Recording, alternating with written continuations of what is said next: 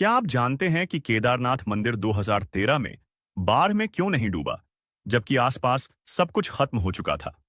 और आखिर क्यों केदारनाथ मंदिर को चार धामों में शामिल किया गया है? चलिए, मैं आपको केदारनाथ मंदिर के बारे सारी बातें अच्छे से बताऊंगा।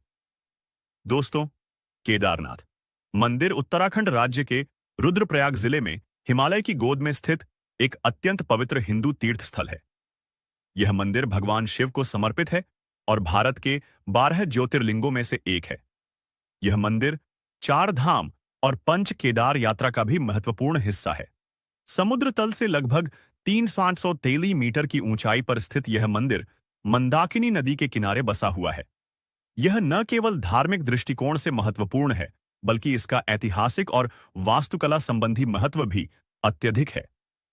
केदारनाथ मंदिर की उत्पत्ति से जुड़ी अनेक पौराणिक कथाएं हैं, जिनमें सबसे प्रसिद्ध कथा महाभारत काल से संबंधित है।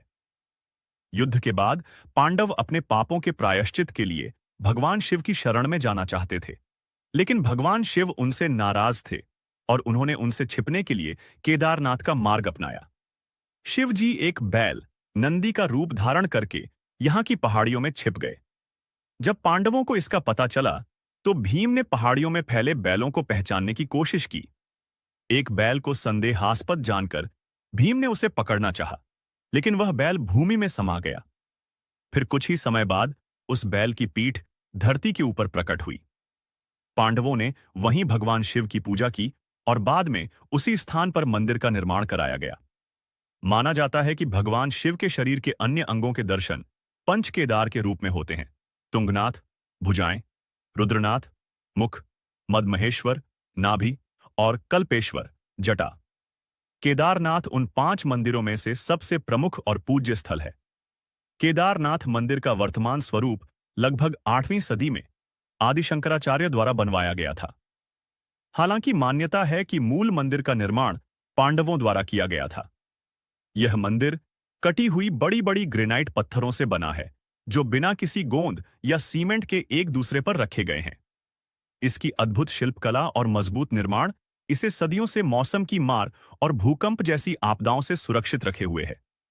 मंदिर के गर्भगृह में एक विशाल त्रिकोणाकार शिवलिंग स्थित है, जिसे स्वयंभू अर्थात स्वयं प्रकट हुआ माना जाता है।